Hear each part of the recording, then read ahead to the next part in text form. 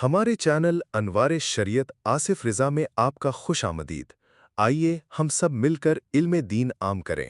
الحمد للہ رب العالمین والصلاة والسلام علی سید المرسلین اما بعد فاعوذ باللہ من الشیطان الرجیم بسم اللہ الرحمن الرحیم۔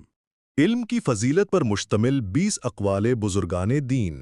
نمبر 1، امیر المومنین حضرت سیدنا علی المرتضیٰ کرم اللہ وجہ الکریم نے حضرت سیدنا کمیل بن زیاد نقعی رحمۃ اللہ علیہ سے فرمایا، اے کمیل، علم مال سے بہتر ہے کہ علم تیری حفاظت کرتا ہے جبکہ مال کی تجھے حفاظت کرنی پڑتی ہے۔ علم حاکم ہے اور مال محکوم۔ مال خرچ کرنے سے گھٹتا ہے جبکہ علم خرچ کرنے سے بڑھتا ہے۔ مزید فرمایا، رات بھر عبادت کرنے والے، دن بھر روزہ رکھنے والے مجاہد سے عالم افضل ہے، اور عالم کی موت سے اسلام میں ایسا رکھنا شگاف پڑتا ہے جسے اس کے نائب کے سوا کوئی نہیں بھر سکتا۔ آپ رضی اللہ عنہ نے کچھ اشعار پڑھے جن کا مفہوم یہ ہے: فخر علماء ہی کو لائق ہے کیونکہ وہ خود ہدایت پر ہیں اور ہدایت کے طلبگاروں کے لیے رہنما ہیں۔ ہر شخص اسی چیز کی قدر کرتا ہے جو اسے اچھی لگتی ہے، اور جاہل علماء کے دشمن ہیں۔ علم کے ذریعے کامیابی حاصل کرو، ہمیشہ کی زندگی پاؤ گے۔ لوگ مر جاتے ہیں جبکہ علماء زندہ رہتے ہیں۔ نمبر 2، حضرت سیدنا ابو اسود رحمۃ اللہ علیہ نے فرمایا، علم سے بڑھ کر عزت والی شے کوئی نہیں۔ بادشاہ لوگوں پر حکومت کرتے ہیں جبکہ علماء بادشاہوں پر حکومت کرتے ہیں۔ نمبر 3، حضرت سیدنا عبداللہ بن عباس رضی اللہ عنہما نے فرمایا، حضرت سیدنا سلیمان علیہ السلام کو علم، مال اور بادشاہت میں اختیار دیا گیا تو انہوں نے علم کو اختیار کیا، لہٰذا علم کے ساتھ انہیں مال اور حکومت بھی عطا کر دی گئی۔ نمبر 4، حضرت سیدنا عبداللہ بن مبارک رحمۃ اللہ علیہ سے پوچھا گیا کہ انسان کون ہے؟ فرمایا علماء۔ پھر پوچھا گیا بادشاہ کون ہے؟ فرمایا پرہیزگار۔ پھر پوچھا گیا گھٹیا لوگ کون ہیں؟ فرمایا جو دین کے بدلے دنیا حاصل کرتے ہیں۔ حضرت سیدنا عبداللہ بن مبارک رحمۃ اللہ علیہ نے غیر عالم کو انسانوں میں شمار نہ کیا، کیونکہ علم ہی وہ خصوصیت ہے جس کی وجہ سے انسان تمام جانوروں سے ممتاز ہوتے ہیں۔ بس انسان اس وصف کے لیے انسان ہے جس کے باعث اسے عزت حاصل ہوتی ہے۔ وہ جسمانی قوت کی وجہ سے انسان نہیں، ورنہ اونٹ اس سے زیادہ طاقتور ہے۔ نہ جسامت کی وجہ سے انسان ہے، ورنہ ہاتھی کا جسم اس سے کہیں زیادہ بڑا ہے۔ نہ بہادری کے سبب، ورنہ درندے اس سے بڑھ کر بہادر ہیں۔ نہ اس لیے کہ وہ زیادہ کھاتا ہے، کیونکہ بیل کا پیٹ اس سے زیادہ بڑا ہوتا ہے، اور نہ اس وجہ سے کہ وہ جمع کرتا ہے، کیونکہ اس معاملے میں چھوٹی سی چڑیا اس سے بڑھ کر طاقتور ہے، بلکہ انسان علم ہی کے لیے پیدا کیا گیا ہے۔ نمبر 5، ایک عالم کا قول ہے کہ کاش مجھے معلوم ہو جائے کہ جسے علم نہیں ملا اسے کیا ملا، اور جسے علم ملا اسے کیا نہیں ملا۔ مصطفیٰ جان رحمت صلی اللہ علیہ وسلم نے ارشاد فرمایا، جسے قرآن دیا گیا اور اس نے یہ خیال کیا کہ کسی کو اس سے بہتر دیا گیا ہے تو اس نے اس چیز کو حقیر سمجھا جسے اللہ تعالیٰ نے عظیم کیا۔ نمبر 6، حضرت سیدنا فتح موصلی رحمۃ اللہ علیہ نے فرمایا، اگر مریض کو کھانے، پینے اور دوا سے روک دیا جائے تو کیا وہ مر نہیں جائے گا؟ لوگوں نے کہا کیوں نہیں؟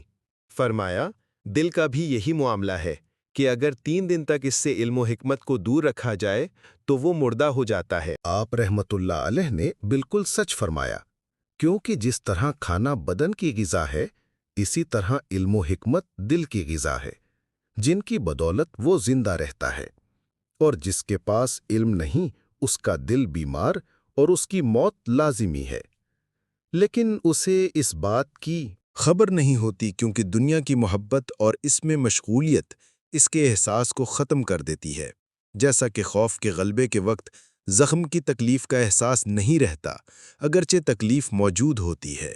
پھر جب موت اس سے دنیا کے بوجھ اتارتی ہے، تب وہ اپنی ہلاکت محسوس کر کے بہت پچھتاتا ہے، لیکن پھر یہ اس کے حق میں بے سود ہوتا ہے۔ یہ ایسے ہے جیسے مدہوش کو نشے اور خوف کی حالت میں لگے زخموں کا احساس اس وقت ہوتا ہے جب اسے خوف اور نشے سے نجات ملتی ہے۔ ہم پردے کھلنے کے دن سے اللہ تعالیٰ کی پناہ مانگتے ہیں۔ بے شک لوگ سوئے ہوئے ہیں جب مریں گے تو ان کی آنکھیں کھل جائیں گی۔ نمبر 7 حضرت سیدنا حسن بصری رحمۃ اللہ علیہ فرماتے ہیں علماء کی سیاہی کا شہداء کے خون سے وزن کیا جائے گا تو علماء کی سیاہی شہداء کے خون سے بھاری ہوگی۔ نمبر 8 حضرت سیدنا عبداللہ بن مسعود رضی اللہ عنہ نے فرمایا علم سیکھو اس سے پہلے کہ اٹھا لیا جائے، اور علم کا اٹھایا جانا یہ ہے کہ علماء وفات پا جائیں گے۔ اس ذات کی قسم جس کے قبضہ قدرت میں میری جان ہے، راہ خدا میں مارے جانے والے شہداء جب علماء کا مقام دیکھیں گے تو تمنا کریں گے کہ کاش انہیں بھی عالم اٹھایا جاتا۔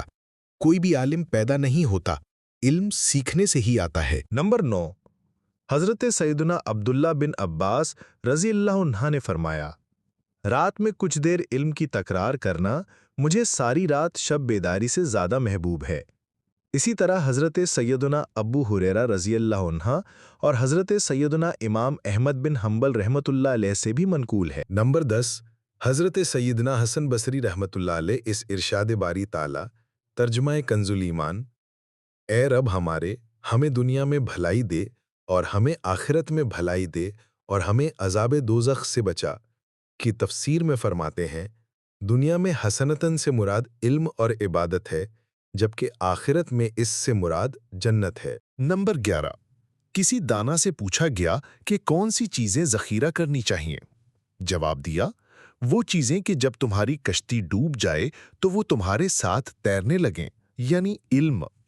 بعض نے کہا کشتی کے غرق ہونے سے مراد موت کے ذریعے بدن کا ہلاک ہونا ہے۔ نمبر 12 کہا گیا ہے کہ جو حکمت کو لگام بنا لیتا ہے لوگ اسے امام بنا لیتے ہیں، اور جو حکمت کو سمجھ لیتا ہے لوگ اسے عزت کی نگاہ سے دیکھتے ہیں۔ نمبر 13 حضرت سیدنا امام شافعی رحمۃ اللہ علیہ نے فرمایا علم کی عظمت کا اندازہ اس بات سے لگایا جا سکتا ہے کہ جس کی طرف یہ منسوب ہو خواہ چھوٹی سی بات میں تو وہ خوش ہوتا ہے، اور جس سے اسے اٹھا لیا جاتا ہے وہ رنجیدہ ہوتا ہے۔ نمبر 14 امیر المؤمنین حضرت سیدنا عمر فاروق رضی اللہ عنہ نے فرمایا اے لوگو تم پر علم حاصل کرنا لازم ہے، بے شک اللہ تعالیٰ کی ایک چادر محبت ہے، اور جو علم کا ایک باب حاصل کر لیتا ہے اللہ اسے وہ چادر پہنا دیتا ہے، پھر اگر اس سے کوئی گناہ ہو جائے تو اسے اپنی رضا والے کاموں میں لگا دیتا ہے تاکہ چادر محبت اس سے سلب نہ کرے، اگرچہ یہ سلسلہ اتنا طویل ہو کہ اسے موت آ جائے۔ نمبر 15 حضرت سیدنا احنف رحمۃ اللہ علیہ کا قول ہے کہ جلد ہی علماء مالک بن جائیں گے، اور ہر اس عزت کا انجام کار ذلت ہوتا ہے جسے علم سے مضبوط نہ کیا جائے۔ نمبر 16 حضرت سیدنا سالم بن ابو جائد رحمۃ اللہ علیہ بیان کرتے ہیں کہ مجھے میرے آقا نے 300 درہم میں خرید کر آزاد کر دیا، تو میں نے سوچا کہ اب کون سا پیشہ اختیار کروں۔ بالآخر حصول علم میں مشغول ہو گیا۔ ابھی سال بھی نہیں گزرا تھا کہ شہر کا حاکم مجھ سے ملنے کے لیے آیا، لیکن میں نے اسے اجازت نہ دی۔ نمبر 17 حضرت سیدنا زبیر بن ابو بکر رحمۃ اللہ علیہ بیان کرتے ہیں کہ میں عراق میں تھا، میرے والد نے مجھے پیغام بھیجا کہ علم کو لازم کر لو، اگر غریب ہو تو یہ تمہارا مال ہے اور اگر غنی ہو تو تمہارا جمال ہے۔ نمبر 18 منقول ہے کہ حضرت سیدنا لقمان رضی اللہ عنہ نے اپنے بیٹے کو جو وصیتیں فرمائیں ان میں ایک وصیت یہ بھی تھی کہ بیٹا علماء کی صحبت میں بیٹھا کرو، اپنے زانوں ان کے جانوں سے ملا دو، کیونکہ اللہ نور حکمت سے دلوں کو ایسے زندہ کرتا ہے جیسے زمین کو مسلسل بارش سے۔ نمبر 19 کسی دانا کا قول ہے کہ عالم کی وفات پر پانی میں مچھلیاں اور ہوا میں پرندے روتے ہیں۔ عالم کا چہرہ اوجھل ہو جاتا ہے لیکن اس کی یادیں باقی رہتی ہیں۔ نمبر 20 حضرت سیدنا امام جوہری رحمۃ اللہ علیہ نے فرمایا علم نر ہے اور آدمیوں میں مرد ہی اس سے محبت کرتے ہیں۔ ناظرین آج کے لیے بس اتنا ہی، انشاءاللہ جلد ہم حاضر ہوگے، تب تک کے لیے آڈیو کو سنیے، سمجھیے، اس پہ عمل کرنے کی کوشش کیجیے، اور ہو سکے تو اپنے دوستوں اور احباب میں خوب شیئر کیجیے، کیونکہ ہو سکتا ہے آپ کے ذریعے رب تعالیٰ کسی کو ہدایت عطا فرما دے۔